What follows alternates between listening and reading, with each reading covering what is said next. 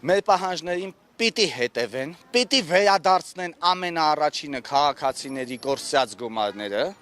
հետո բացահայտեն հանցագործությունները, որ կանխարգել են, որովհետև սա էլ ինչ-որ առումով նաև իրազեկման ակցիա է, որ մենք կանխարգելմանն ենք միտված, եւ մենք նպաստում ենք պետական մարմնի ուժեղացմանը, պետական մարմնի դերի վերաիմաստավորմանը, որովհետև քաղաքացիները չեն դիմում ոստիկանություն, չեն դիմում պետական մարմիններին, գալիս են դիմում են հանրային վերահսկողություն հասարակական կազմակերպությանը։ Դա մի քիչ ամոթ է իրանց, մի քիչ չէ, շատ ամոթ է,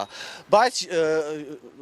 այդ տարբերակը մենք չենք քննարկում, եթե քաղաքացիների գումարները չվերադարձնեն։ Պիտի վերադարձնեն քաղաքացիների գումարները եւ շատ խելոք։ Հակառակ դեպքում այդ մարմինները կփակենք, ֆիզիկապես կփակենք, կգնանք ծայրահեղությունների, անվստահություն առանց այն էլ փաստ է, որ անվստահություն ներկա պահին առկա է քաղաքացիների անվստահությունը պետական մարմինների նկատմամբ այսպես թե այնպես դա առկա է։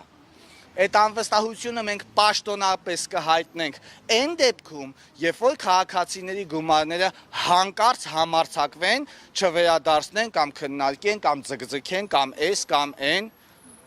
նման բան լինել չի կարող։ Հիմա այսօր դուք դատախազություն դիմում եք ներկայացնում, նամակ, Մենք դատախազություն հանցագործության մասին հաղորդում ենք տալիս այն մասով, որ դատախազությունը պարզի, թե պետական որ մարմիններ մեղավոր, ում հանցավոր անգործության հետևանքով են ամբողջ Երևան քաղաքում, հարակից մարզերում եւ Հայաստանի Հանրապետությունում տարածված եղել ապօրինի գովազդներ, ապօրինի գործունեություն, ում բաց թողման հետևանքով նա պետքա անցնի քրեական գործով, պետքա պատասխանատվություն կրի։ Այս մասով հանցագործության մասին հաղորդում կա իմ ձեռքին եւ կա դիմում առանձին, դիմում առաջարկ ուղղված Հայաստանի Հանրապետության վարչապետ Նիկոլ Փաշինյանին, ուղղված գլխավոր դատախազ Աննա Վարդապետյանին, ուղղված քննչական կոմիտեի նախագահ Արթուր Պողոսյանին, այն մասով, որ տվյալ մարմիններից, տվյալ համակարգերից ներկայացուցիչները հանդիպեն տուժող կողմերի ներկայացուցիչների հետ, հանդիպեն քննարկեն, օր հնչեցնեն, թե երբ են վերադարձվելու այս գումարները։ Սա ձեր առաջին բողոքի ակցիան չէ եւ ինչպես հասկանում եմ, առաջին դիմումը չէ, որ ներկայացնում եք դատախազություն։ Ինչ որ պատասխան ստացել եք դուք ձեր դիմումներին։ Սա մեր 5-րդ բողոքի ակցիան է, սա դատախազության առաջ արդեն 2-րդ, 3-ը եղել են քննչական կոմիտեում։ Նախորդի բողոքի ակցիաների ընթացքում մենք միայն ու միայն հանցագործությունների մասին հաղորդումներ ենք մուտք արել, որոնք եղել են 200-ից ավելի։ Իդեպ ուզում եմ հնչեցնել այն թիվը, որ նախքան մեր բողոքի ակցիաները ինչ հանցագործության մասին հաղորդումներ էին եղել, ասենք օրինակ պատկան մարմիններում, ոստիկանությունում, ենթադրենք, ներքին գործերի նախարարությունում,